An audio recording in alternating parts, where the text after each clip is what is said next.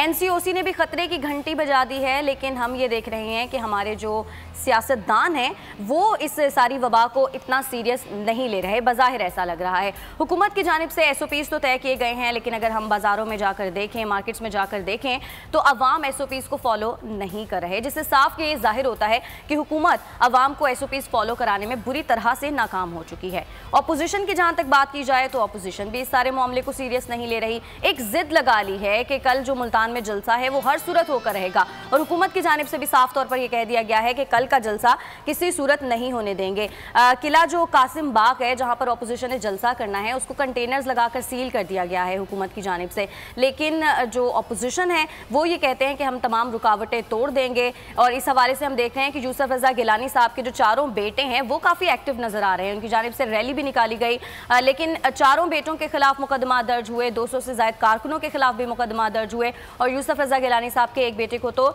Jail में नज़रबंद भी कर दिया गया है 1 महीने तक। और मौलाना फजलुर रहमान जो कि PDM के सरबराह हैं, उनकी जानिब से भी ये कहा गया है कि कोई भी ताकत कल का जलसा करने से रोक नहीं सकती, और अवाम का जो सैलाब है वो तमाम तर रुकावटों को तोड़कर आगे ले जाएगा। इस तमाम तर सूरत हाल पर बात करेंगे। लगारी साहब, हम जैसे देख रहे हैं कि हुकूमत तो मानने को किसी तौर पर तैयार नहीं है, अपोजिशन जिद पर अड़ के कल का जलसा होकर रहेगा। ये जो पिछला जलसा हुआ था पेशावर का, वो भी तो रोकने की कोशिश की थी हुकूमत ने, लेकिन कोई फ़ायदा हुआ? तो हुकूमत को नहीं लगता कि कल का जलसा रोकने से भी कोई फ़ायदा नहीं होगा? बहरहाल हुकूमत अपनी जिद पर, अना पर, हद धर्मी पर अड़ी हुई है। मसला ये है कि पाकिस्तान में एक तरफ कोरोना की वबा है और एक तरफ हुकूमत बज़ाते ख़ुद एक वबा है जिसने लोगों का जीना दो भर कर दिया है।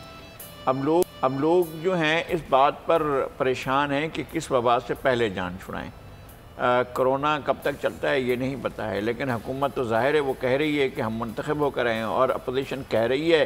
कि सिलेक्टेड हैं। अब सिलेक्टेड हैं या मुंतखब होकर हैं, जो भी पोजीशन है, लेकिन उन्होंने अवाम को कुछ भी डिलीवर नहीं किया है, अवाम को परेशान किया, उनके दुखों में इजाफा किया, उनके मसाइल और ज़्यादा बढ़ा दिए हैं, और उनका दिन भर गुजारना या अपने ज़िंदगी के जो अयाम हैं उनको काटना बहुत मुश्किल हो गया है। अवाम की ज़िंदगी दो भर हो गई है, उनका जीना दो भर हो गया है, और आबादी तेज़ी से गुर्बत की लकीर से नीचे जा रही है। इनके अपने आदाद व शुमार बता रहे हैं कि 47% है। मेरा अपना यह ख्याल है कि ये 50-60% से भी आबादी हमारा है वो नीचे जा चुके हैं गुर्बत की लकीर से। लोगों को एक वक्त का भी ठीक खाना नहीं मिल पा रहा है, आबादी के एक बड़े हिस्से को। कुछ लोग हैं जो खाना खा रहे हैं और कुछ लोग हैं जो खाना नहीं खा रहे हैं, और इस हुकूमत ने मुंह से नवाला छीना है। आप बताएं सब्जियां इस हाथ कहाँ हैं,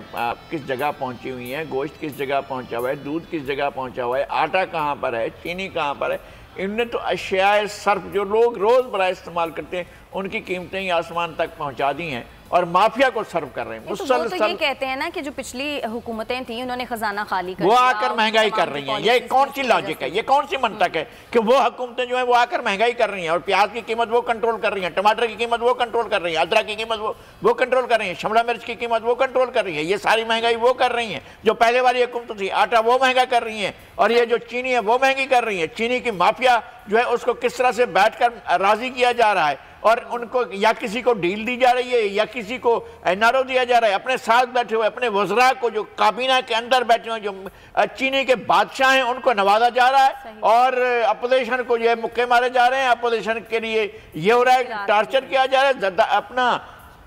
गिलानी साहब के बेटे को तशद्दुद किया गया, जिसके ऊपर एहतजाज हो रहे थे कि इस तरह हुकूमतें नहीं चलती हैं, हुकूमतें अफवाह व तफहीम से चलती हैं। बिल्कुल अफवाह व तफहीम से चलती हैं, और हुकूमती जो पॉलिसीज़ हैं या हुकूमत की जो कारकर्दगी है वो तमाम तर एक तरफ। लेकिन इस बात में कोई दो राय नहीं है कि मुल्क में कोरोना की जो केसेस की शरह है वो बहुत तेज़ी से बढ़ रही है। उन्होंने हमें ज्वाइन किया, उनसे बात करेंगे। अली मूसा गिलानी साहब, कोरोना का जो दूसरा फेज़ है वो इंतहाई ख़तरनाक और जानलेवा है। यकीनन अपोजिशन का ये हक होता है कि वो जलसे करे, एहतजाज करे, हुकूमत जो कर रही है, हुकूमत की पॉलिसीज़ के खिलाफ आवाज़ उठाए, लेकिन इस बात में तो कोई दो राय नहीं है कि इस वक्त मुल्क में जो हालात चल रहे हैं, कोरोना केसेस में जितनी तेज़ी से इजाफा हो रहा है, उसमें अगर हुकूमत आपको ये कह रही है कि अभी फ़िलहाल आप जलसे ना करें, जब हम इस सिचुएशन से निकल जाएंगे तब आप जलसे जुलूस कर लेना, तो आप लोग बात क्यों नहीं मान रहे?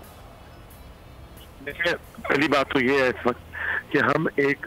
جو پی ڈی ایم ہے اس کا ہم نے اعلان کر دیا تھا کہ 30 نومبر کو پاکستان پیپلز پارٹی کا فاؤنڈیشن ڈے ہے، جس کے اوپر پی ڈی ایم کا جلسہ ہوگا،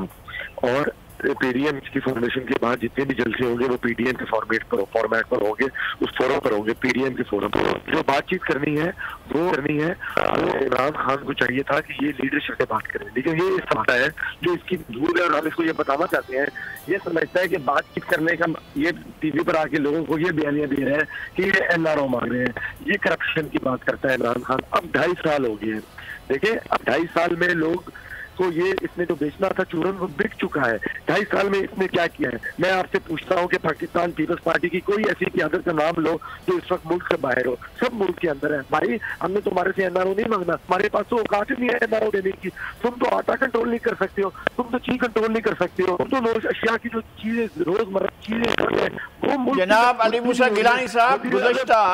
گزشتہ 3 دن کے جو حالات ہیں مختصراً بتائیں کہ کیا کیا ہوتا رہا ہے پچھلے 3 دنوں میں ملتان کے اندر۔ اس وقت ملتان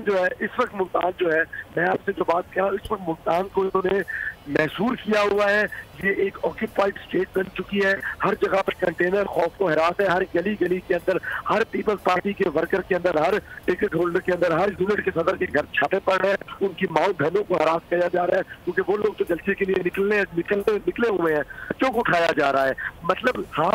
آپ کا کیا خیال ہے کہ ان ہر جلسہ ہو سکے گا؟ تو جلسہ ہم نے جب چیئرمین صاحب کی کال ہے پاکستان پیپلز پارٹی کے کہ جلسہ تو ہوگا، جلسہ تو انشاءاللہ تعالیٰ ہم ہر صورت میں کریں گے۔ آج پی ڈی ایم کی میٹنگ ہو چکی ہے، کل ہمیں دن دہاڑے پوری پبلک کے سامنے ہمارے ہزاروں جوانوں نے ملتان قلعہ کونا قاسم باغ اسٹیڈیم پہ ہم نے کنٹرول سنبھال لیا۔ رات کے اندھیرے پر انہوں نے آ کر جب ہم نے کنٹینر ہٹا کے اپنے ٹرکس اوپر، یہ آج بھی اس وقت لاکھوں روپے کا سامان اسٹیڈیم کے اندر شٹرنگ ہوتا ہے، لاکھوں پر پڑا ہوا ہے، ہم لوگ کنٹینر ہٹا کر ٹرکس اوپر لے کر آ رہے تھے، جس پر انہوں نے رات کی دیر پر ہمارے ورکرز کو پکڑا ہے۔ اس میں علی قاسم گیلانی کو انہوں نے ڈیٹین کیا ہے، نظر بند کیا ہے، 30 دنوں کے لیے نظر بندی کے آرڈر۔ جب جلسہ کا حکومت کے کنٹرول میں ہے تو آپ کیسے جلسہ کریں گے؟